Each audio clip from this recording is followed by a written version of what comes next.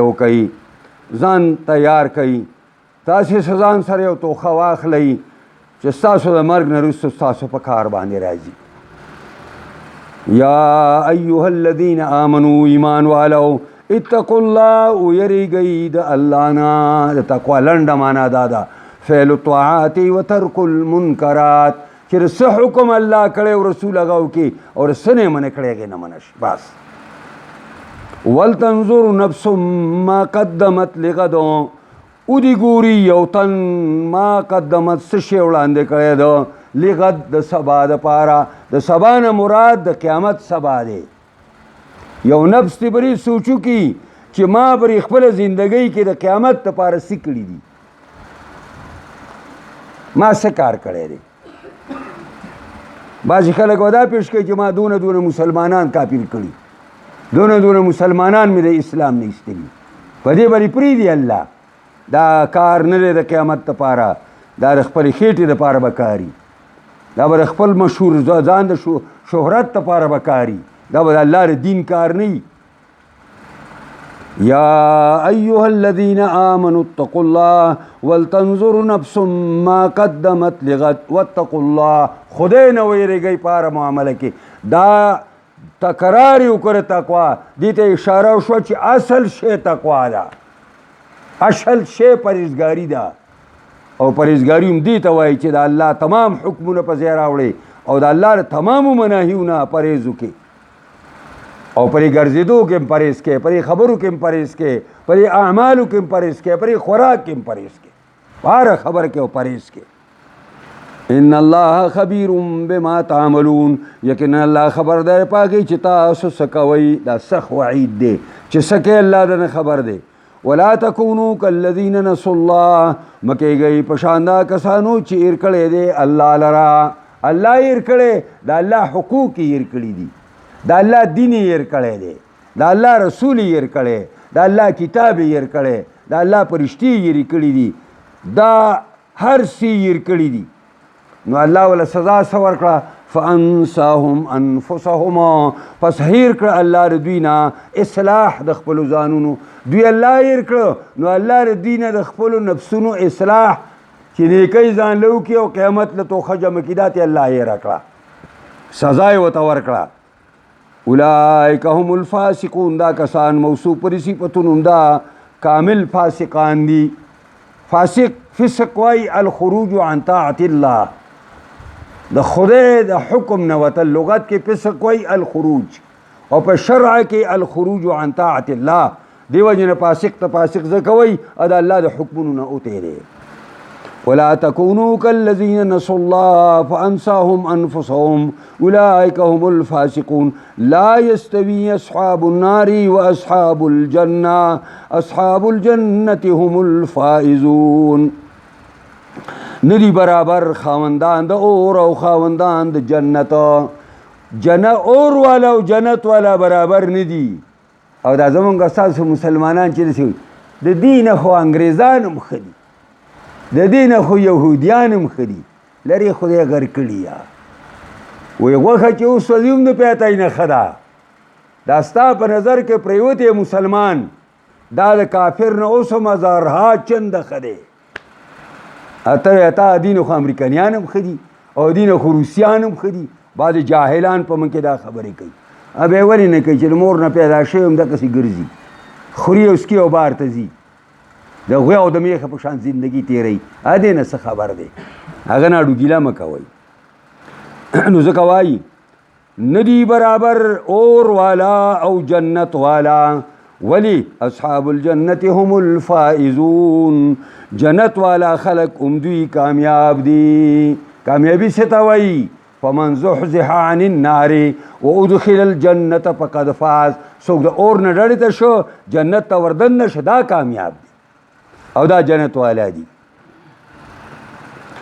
پټ غوندې موږ ته قرآن وایي ځان جنت والا ساز کوي، جهنم والاو نه ډډه وکوي. او جهنم ته به تش کافر او مشرک او دهري نه ځي، بلکې بدقسمته ګناهګار مسلمان به ورته ځي، حرام خور مسلمان به ورته ځي، غلا کوونکی مسلمان به ورته ځي.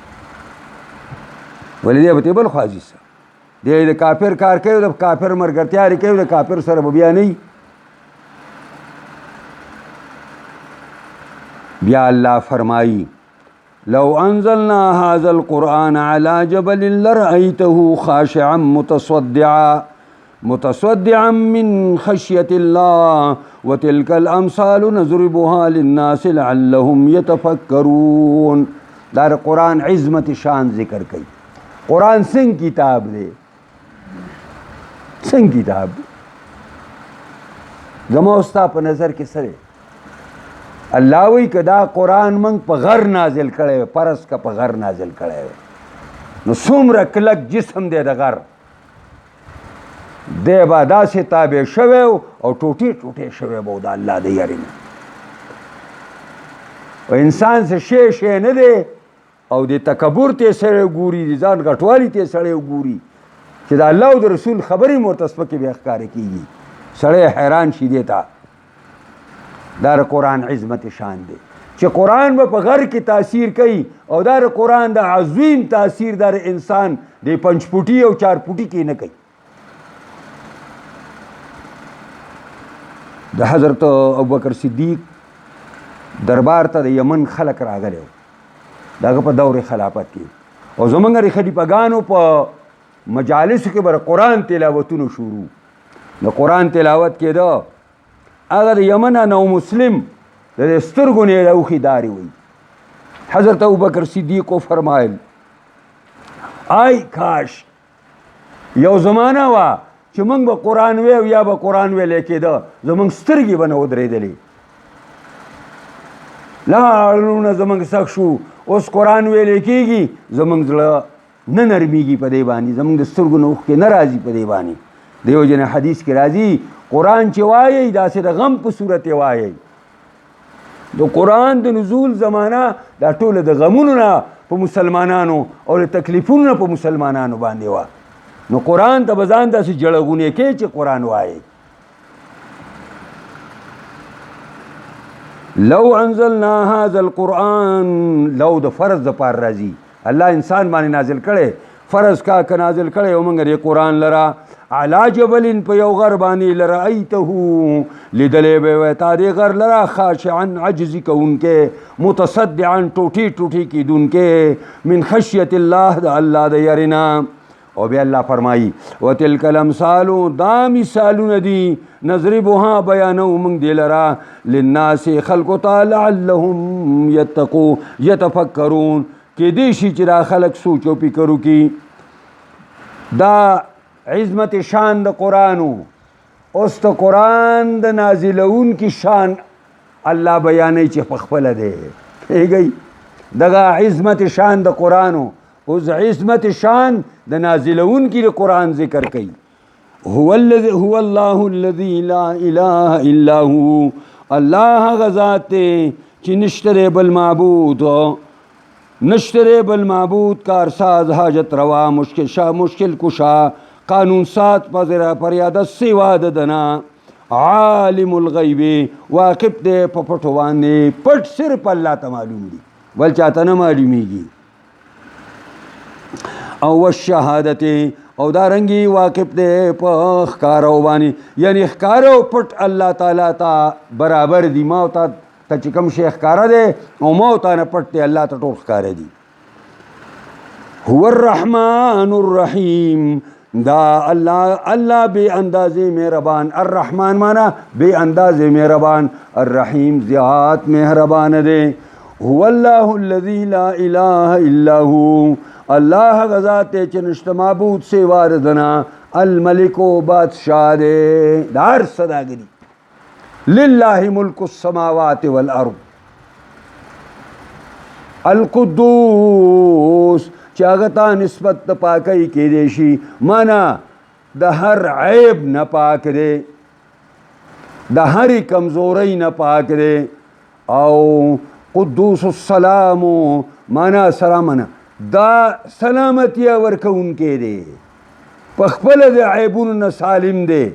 المؤمن، یقین کوونکی دی، مانا دادا چې دی الله رب العزت د مؤمنانو د ایمان تصدیق کوي. الله رب العزت مؤمن دی، د خپل پیغمبرانو د پیغمبرۍ تصدیق کوي، دا معنا ده. المهیمن، دا الله نیکهبان دی، محافظ دی مهیمن دی ته وایي چې هغه د څه حفاظت کوي لکه د قرآن باره کې راځي وهو مهیمن علی دا قرآن په آسماني کتابونو محافظ دی د هغې څونه اصول دي قرآن ځان سره محفوظ کړي دي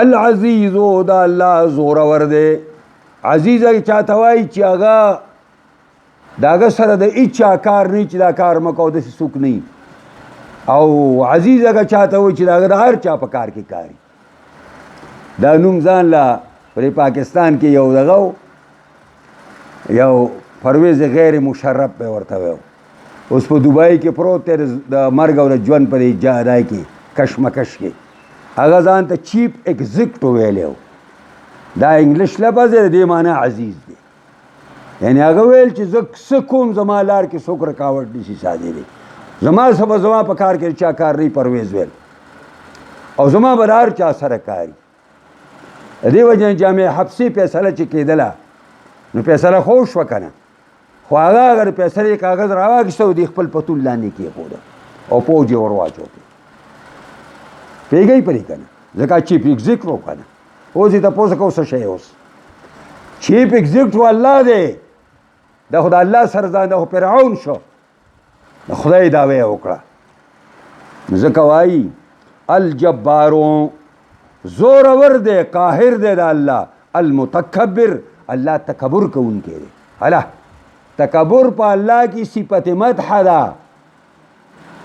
الله په نفس الامر کې لوی دی نو لوی به بیانې او لوی دی او انسان کې ځکه صفت ضم دی چې انسان کې تکبر د کم ځای نه پیدا شو انسان د کم ځای نه لوی شو من کان اوله منن و آخره منیتون چې د چا اول ساس کې یو سخار سخه بوی او آخري مرګي هغه کې به تکبر د کم ځای نه پیدا شي سړی وایي که نه چې یبن التراب و ماکول التراب غدا ای د خاورو زویه سبا له خاورې کېدونکی یبن التراب د خاورو زویه و ماکول التراب غدا خوړلی شوی سبا له د خاورو اکثر فانک ماکول و مشروبي لږ غوندې پرې خپل تکبر کې کمی وکړه ته خو خوړلی شوی وڅکلی شوی مړه ته د کوم ځای نه تکبر کوې پیغمبر حدیث دی د پیغمبر خدا چې الله وایي چې العظمت ازاری او تکبر زما او دا تکبر دا زما لنګ دی او دا عظمت زما لنګ دی څوک ما سره په دې کې دننه کېږي که نه ټوټې ټوټې به کړم او سبحان الله عما یشرک پاکي د الله د هغې نه چې مشرکان یې د الله سره شریکوي د کاڼو نه د ژوندو نه د مړو نه او د سلو نه او دارنګې د انسانانو نه او دا د الله ترین نور صفات دي هو الله الخالق البارئ المصور له الاسماء الحسنى هو الله الخالق دا الله عمده پیدا کوونکی دی البارئ عمده پیدا کوونکی دواړو معنا تقریبا یوه ده معمولي غونې فرق شته دواړو کې المصور هغه الله المصور چې تصویر ورکوونکی دی کله چې دا نطفه د مور په رحم کې پریوزي په دې باندې د انساني شکل هغه نقشه څوک راکاږي الله رب العزت مصور معنا دا ده چې دا نطفه د انسان د مور په خېټه کې پریوزي رحم کې په دې باندې دا تصویر پکې څوک کینچ کوي دا تصویر پکې څوک راکاږي لکه تاسو دا شی سړي ته ونیسئ او تصویر پکې وباسئ پوهېږئ دا مصور دی او تصاویر باندې اوس باس نه کېږي وخت نشته له الاسماء الحسنى دی الله دپاره دی نومونه ډېر ترمیزي کې راغلي او کم سل نومونه یي د الله او چا چې یاد کړه او د هغې په تقاضې عمل وکړو دخل الجنه جنت ته به ځي یسبح له ما فی السماوات والارض پاکي بیانوي د الله لپاره ټول څیزونه چې په اسمانونو کې دي او هغه ټول څیزونه چې په ځمکه کې دي وهو العزیز الحکیم او دا الله زورور حکمت والا دی دا دوه نومونه د الله داسې دي چې دا سل واړه نومونه پرې دواړو کې درج دي دننه په عزیز کې او په حکیم کې دا ټول اسماء حسنا دا الله تعالی پرې کې جمع دي واخر دعوانا ان الحمد لله رب العالمین. احادیثو کې دي رستنو آیاتونو ډیر لوی دغه راغلی دی، ډیر لوی فضیلتونه راغلي دي. نو طالب العلمانو ته مې دا دغه دی چې دا آیاتونه هر سهار او ماښام ځان سره زوتوئ، یو ځل خو کم از کم ټول وایئ. نو دا علماو تفسیر په دې باندې لیکل کړي دي چې دا آخري آیاتونه دا ځان لپاره ورد کوي او وظیفې کوي. کېدای شي چې زمونږ او ستاسو عقیدې د توحید هم مضبوطې شي او زمونږ او ستاسو په الله اعتماد هم مضبوط شي او موږ د دنیا د غوایتونو د ګمراهۍ او د ګمراهانو نه الله تعالی موږ او تاسو محفوظ کړي. واخر دعوانا الحمدلله. دعا وکړئ الله موږ د قرآن په اسرارو لطایف او ترجمو باریکو باندې پوهه کړي، د سره موږ په دې باندې کامل مکمل عمل کولو توفیق راکړي. قرآنی نظام د شریعت نظام په تمام جهان خاص کر پاکستان کې راولي. څوک دې له کار کوي کامیابي کې، څوک مخالفت کوي هدایت ورته وکړي، که بدقسمت یې تباهي کړي. الله زموږ ټول نه راضي شي. څونه زمونږ زنانه نارینه مشران کشران د مسلمانانو وفات دي، خدای ټول بخښي، خدای ټول سره احسانات وکړي. یا الله څونه د مسلمانانو ژوندي مسلمانان دي الله په ټول باندې رحم وکړي، ټول په عقیده توحید او سنت باندې مضبوط او کلک کړي. خدای دې بدعات او رسومات او بيدینونه موږ وساتي، دې بيدینو کتون الله تعالی موږ خلاص کړي. خدای پاکستان د اسلام پر رنګ کې رنګ کړي، د قرآن پر رنګ کې رنګ کړي. خدای چې کوم نظام د پاره ساز شوی هغه نظام پکې راولي. خدای کوم خلک چې د هغې لپاره کار کوي ته یې پېژنې کامیابي کړي، څوک مخالفت کوي هدایت ورته وکړي، که بدقسمت یې تباهي کړي. الله زموږ له ټولو نه راضي شي، خاتمه زموږ له ټولو کوي. شاه ویل که زر راځی علی